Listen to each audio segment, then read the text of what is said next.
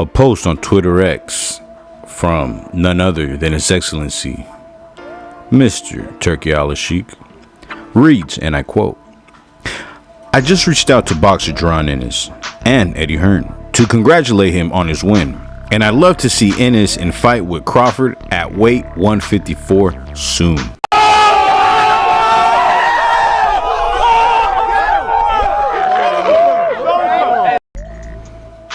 Yo, I hope this fight happens next. This is what I've been praying to the boxing gods for. If we can't get this fight next, if this fight doesn't happen next, then what are we even boxing fans for? This is the perfect time to make this fight happen. There's no better fight than this one. In the sport today, in my opinion, this is the best fight hands down. Yo, let me know down in the comment section if you think otherwise. If there's another fight that y'all think is better than this one, let me know. Or hell, even if you agree with me, let me know down in the comment section. So this past weekend, we've all seen Boots make easy work of David Avanesian. Right out of the gate, Boots was very active with his jab, and the size difference was very apparent from the jump. Boots was real aggressive all night, punching upstairs, punching downstairs, but slowly but surely, David Avanesian started to land some nifty counters of his own. Avanesian was trying everything he could to turn this into a fight. What started as mostly a mid-range kind of slugfest quickly escalated into a phone booth type of slugfest.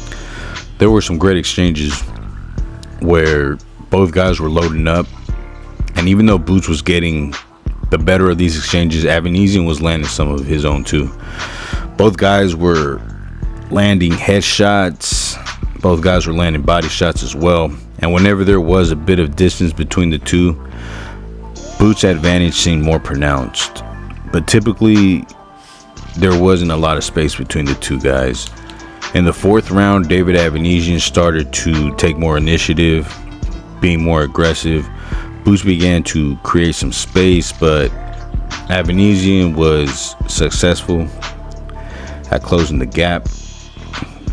Had to say he was very effective at that. And although Avanesian was losing majority of these exchanges, Avanesian remained determined and he kept it interesting.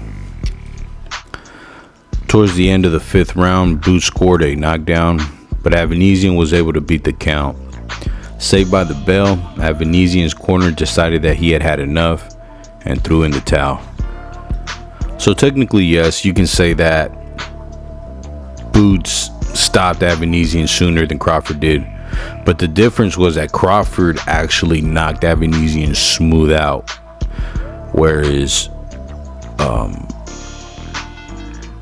with Jaron Boots Ennis, this was a technical knockout.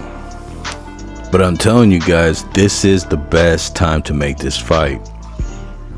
And the reason why I say that is, well, there's a few reasons why I say that, but I guess we can start with this one. Fights out there for you. There's also Terrence Crawford, who Eddie Hearn says he wants to make that fight if Crawford wins on August 3rd. What's your preference? Most definitely, let's make it happen, you know. That's what I want, you know. I want the big names, you know, Terrence Crawford, anybody else can in that weight that got a big name, let's get it. Let's make it happen.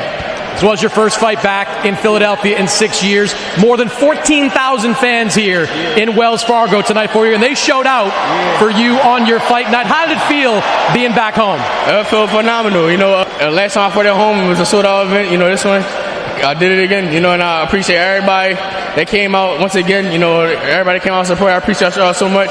I'm going to keep putting on beautiful shows. Next fight, I'm going to be even better. Just keep tuning in, keep coming to support me. I'm going to keep bringing them knockouts home.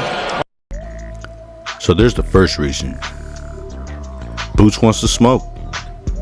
He wants that buzz smoke. He's asking for it. Now I say give it to him.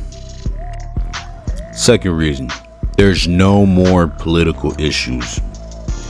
Since Boots Ennis is no longer affiliated with the PBC, there is no more excuses about being on the wrong side of the street, all that lame bullshit. Yeah, you can miss me with all that. Boots is now with Matchroom, and And we all know that Matchroom and Eddie Hearn have a great working relationship with His Excellency Turki Al-Sheikh. There's no more excuses, and there's no reason why this fight could not happen. Another reason why this fight should be made, well, like I said in the beginning of the video, in my opinion, this is the best fight to make in the sport of boxing today, in modern time. I can't stress it enough. But regardless of the outcome on August 3rd between Crawford versus Madrimov, this fight between Crawford versus Boots Ennis should be made soon. Sometime in November or December or early next year.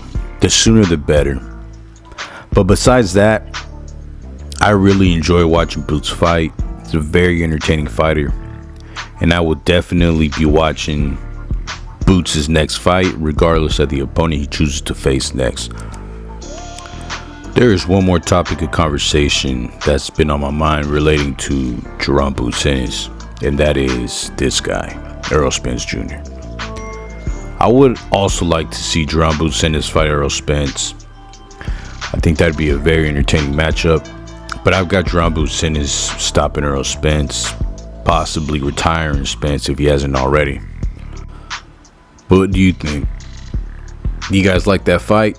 The one between Errol Spence versus Boots? Let me know down in the comment section, man. Let's chop it up. Let's talk some boxing, man. But, ladies and gentlemen, that's all I got for this one. And once again, this has been your boy O Dog Boxing, and I'm out this bitch.